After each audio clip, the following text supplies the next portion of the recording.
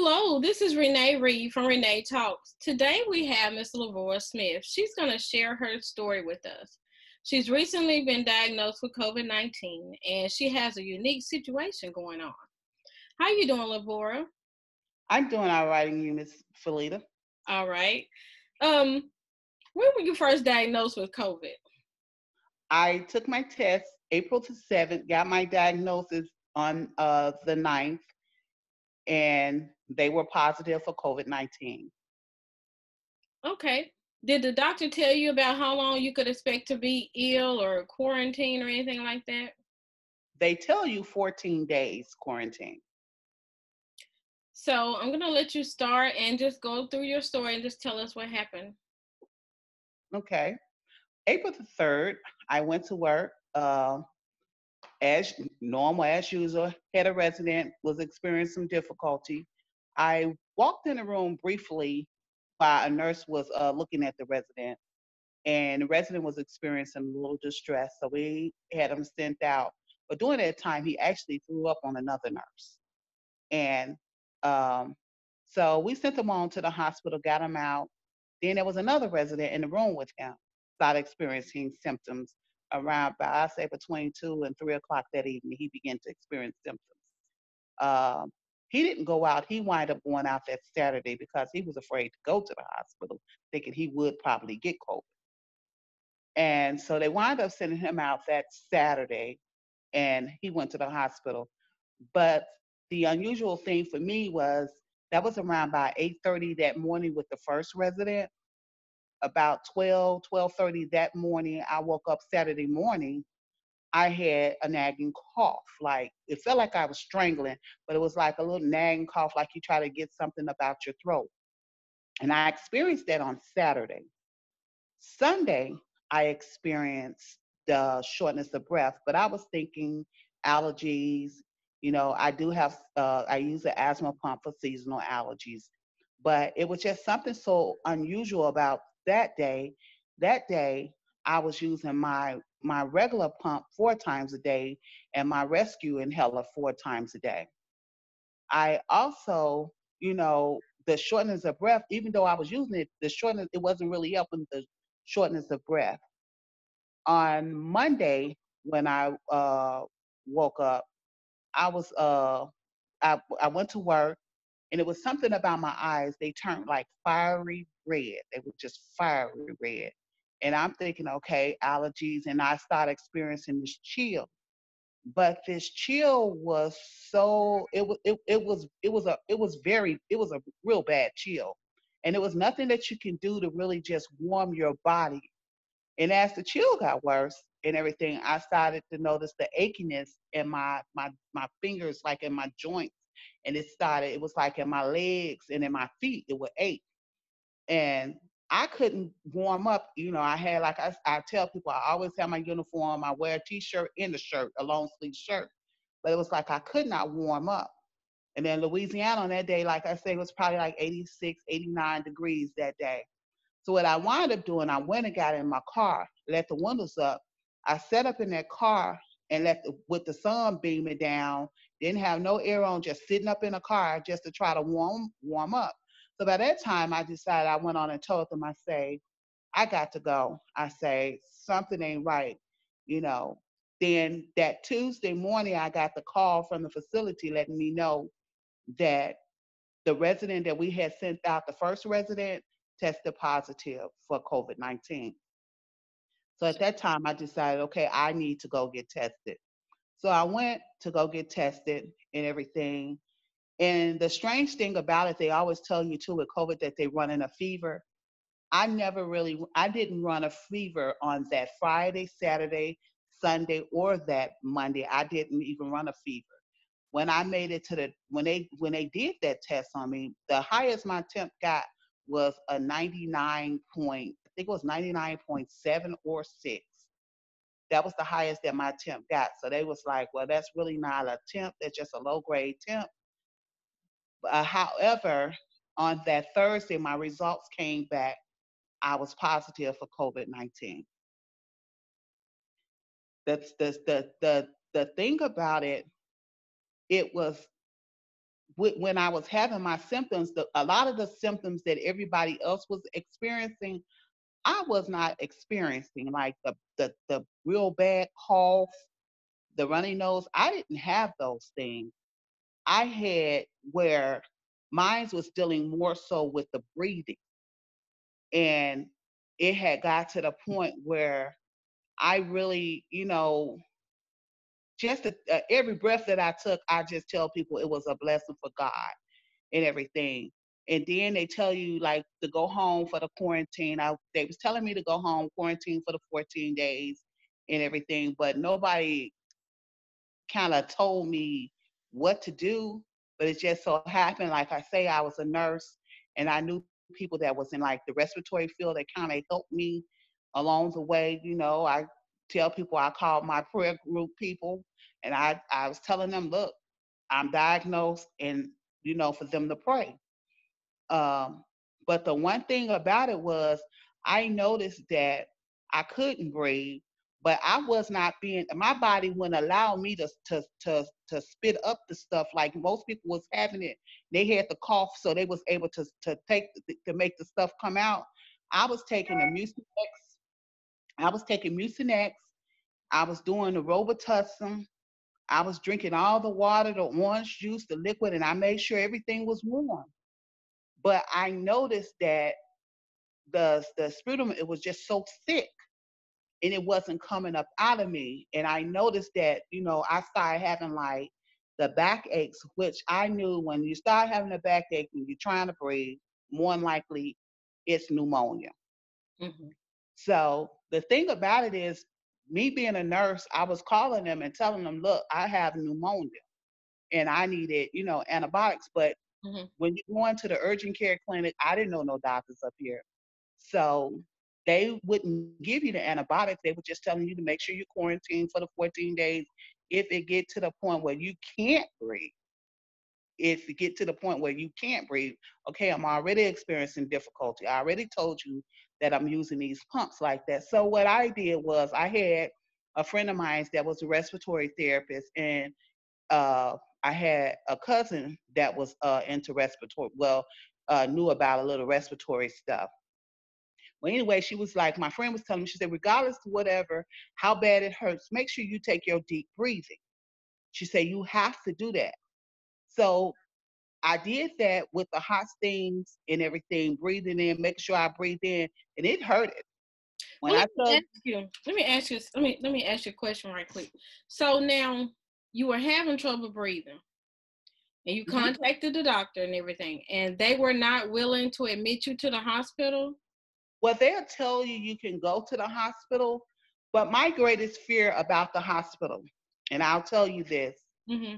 especially when it come down to African Americans, because we know how we're affected by this. Right. I didn't want to go to the hospital because I'm already exposed.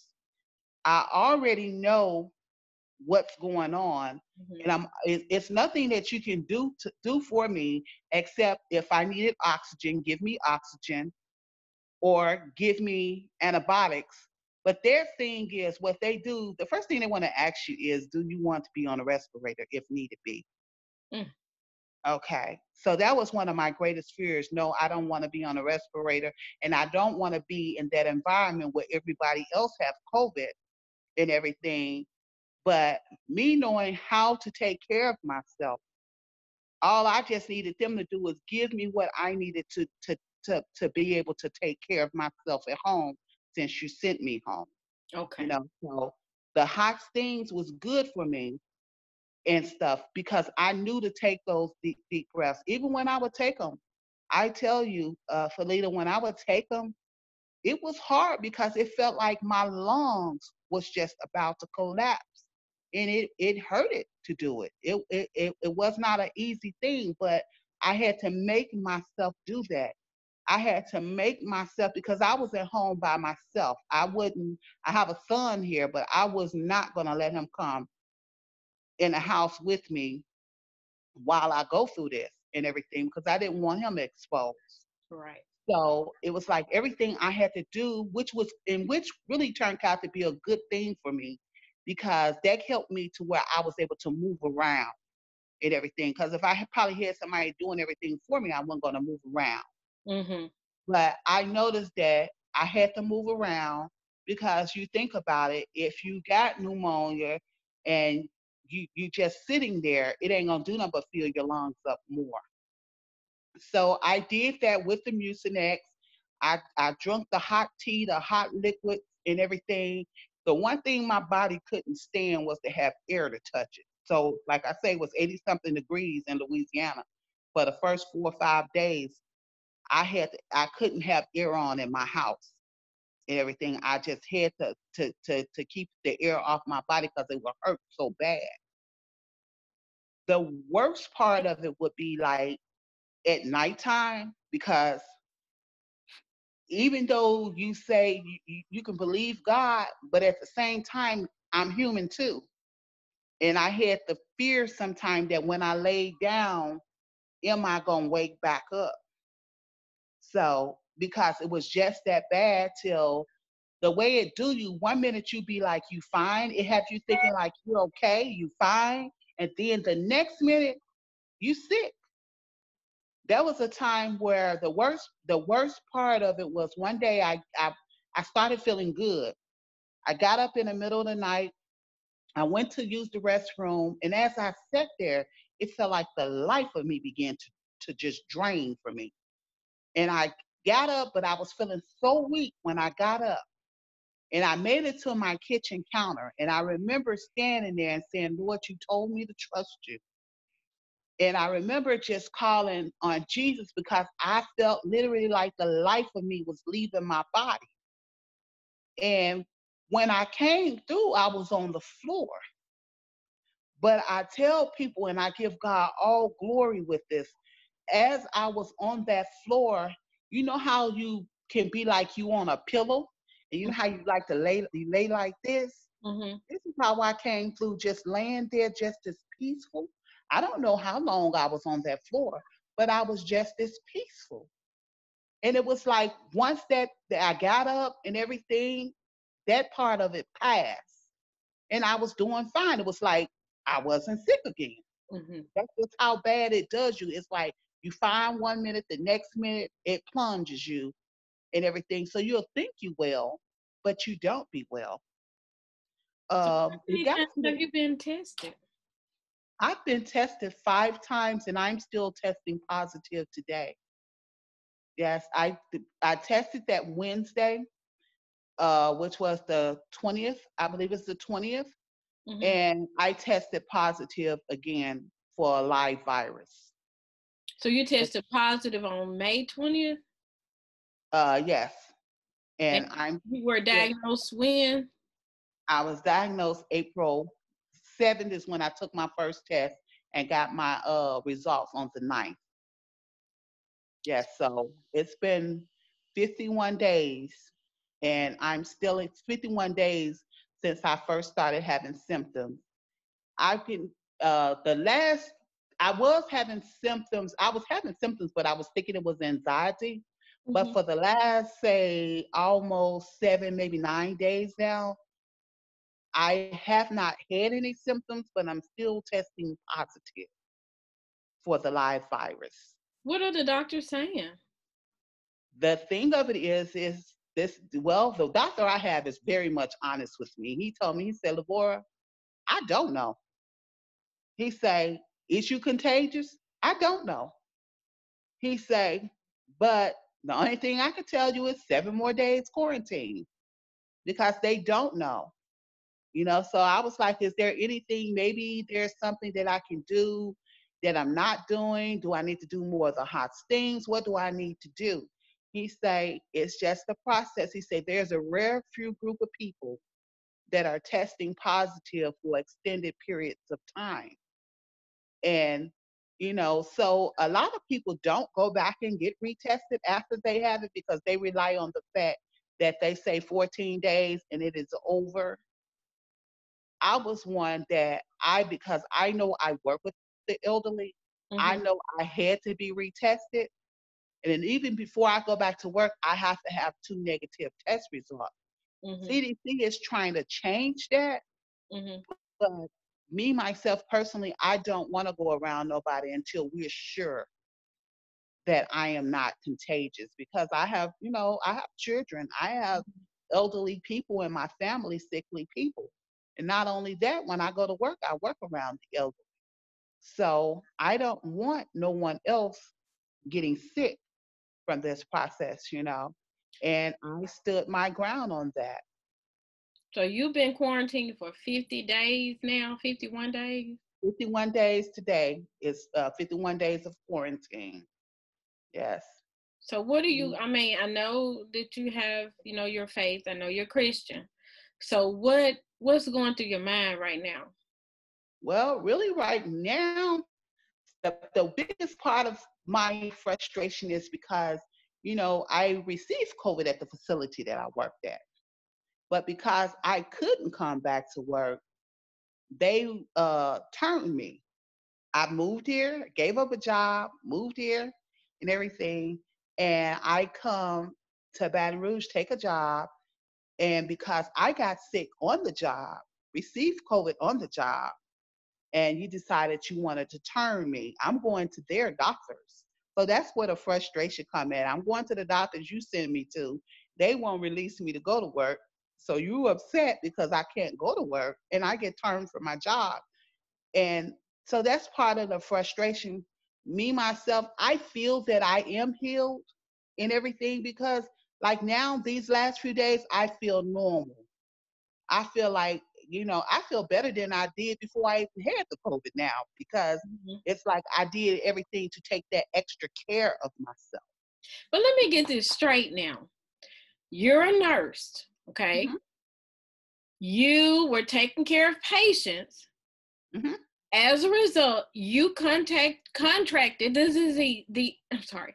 You as a result, you contracted the infection, the COVID, the virus, as a Yes. result of working at this facility. Yes. You're sick, you're quarantined through no fault of your own, and they have terminated you. Yes, they have. They terminated me. So, it get a little frustrating because they just really started giving me unemployment. Hmm. But, when you're used to having a set amount of money and you live according to kind of what you have, unemployment does not get it. It's like I'm now getting probably, I say, a fourth of what I'm used to making Hmm. to survive off of. So that in itself is frustrating. And then sometimes the isolation part of it because it's like I talk to everybody either through phone or video Hmm. and everything. So it's like I can't be around family. I can't, you know, hug nobody. And I tell people right now, just to hug my grandbabies or to hug my children would mean the world. Exactly. And I can't imagine what you're going through being quarantined for 51 days away from your family, getting sick on the job, and then being terminated. And it just seemed like it is so unfair. But I know that you're faithful, you believe in God. How has your faith helped you get through this ordeal? I tell people if it wasn't for God, I would have gave up on it a long time ago. But all I tell people, I remember even when that day when I woke up and I had that trickle, I heard God ask me, do I trust him? And let me know you are COVID, but do you trust me? And I tell people, and everything that I'm going through, I still see God's working. I don't know how he's working, but I know he's working. And if I'm testing positive this long, it's something that God is doing in me for me. And that's how I look at it. That's the way that I get through it. Even when I sometimes I'll get a little like Friday when they told me again that I was positive, the humanistic part of me was like, I'm frustrated because I just want to the hug. But then I had to immediately just say to myself, but Lord, I won't complain because I thank God that this day I'm still able to breathe. I'm still living because a lot of people didn't make it. So I try not to complain. And if I find myself complaining, I just ask God to forgive me, because but He knows that I'm human too as well, So, but this time, this here, I have gotten closer with God, my communication, because that's who I have to talk with. When nobody's here, I talk with Him, So that's what helps me get through it, you know. And when I need that hug real bad, I tell God, Lord, I just need to feel you because I can't get the hug from the grands or the children. And it makes you appreciate family. But more than anything, I tell people, I appreciate God. I thank God every day because I have life. It could have been a whole nother way for me, but God. Your faith is just very inspirational. It really inspires me because going through this ordeal and not knowing from day to day really what to expect, not knowing when you might be cleared, is saying that you're not contagious anymore, and being separated from your family this long. It's a really hard thing to go through, and my heart goes out to you. And I'll be praying for you because it's just a difficult thing. Yes. I think the thing about being saved, sometimes, I don't know, it's like, not that we don't think we should go through anything, but it seems like it's harder when you're trying to do everything that you know to do and to do right. And then sometimes we still have to go through things. But Right. God is faithful. Yes. And that's one of the things too that one question I did have, and I was like, why me? But when God answered me with, why not you? Hmm. And I began to see it. Sometimes we have to go through things. It's nothing but to be a testimony to help somebody else through it. I've learned that even with what I've been through, and I was sharing it with a few people.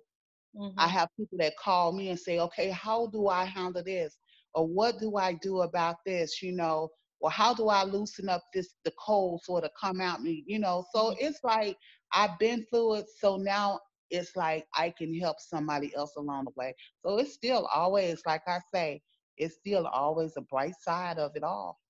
So people that have the COVID virus, they're calling you and you're helping them through it. Right. Right. I tell them about making sure, you do the hot liquid. I tell them about doing the percussions on your back to loosen up the cold and make sure you loosen up the chest. I make sure they understand. Don't lay on your back. Hmm. Lay on your side. Go from side to side because you put yourself on your back, you're making it harder for you to breathe and Hmm. everything. So, and they was like, I never thought about it that way. So what I've been through, it helps other people and so I'm like, why not me? Right. Right. Well, it's certainly an awesome testimony, and I'll be praying and looking forward to hearing that you're finally cleared, and Yes, everything. I'm looking forward to it, but at the same time, I still say, Lord, and your timing. Everyone, this has been another episode of Renee Talks. Please subscribe to my channel, click the subscribe button, like, and share. Thank you so much.